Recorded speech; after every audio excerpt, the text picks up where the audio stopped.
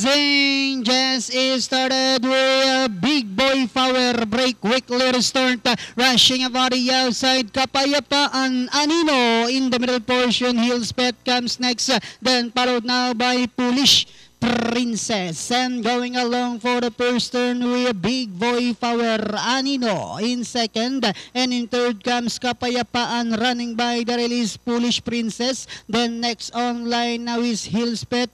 10 and 17 low-key down on the inside now. Moving up is Desert Star, raising down the backstretch with a big boy power. By our length anyhow, Polish Princess moving up on the outside is Kapayapaan. Anino is down in fourth, and in fifth comes Hills Pet.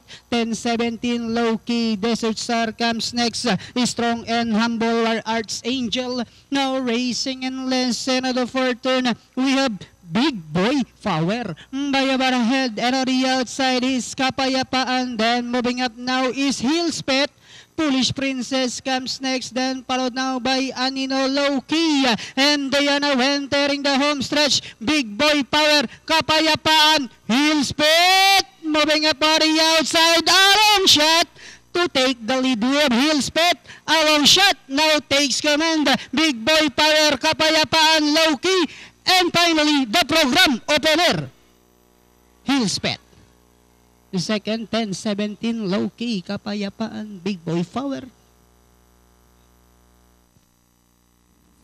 Okay, mga karirista, for race number 1, we have an upset agad. Yan po, numero 7, Hills Pet. Kung saan ang rider natin, DH Borbe Jr. Masasigudo dyan, entry number 9, 10-17, entry number 10, low-key, numero 5, Kapayapaan, at numero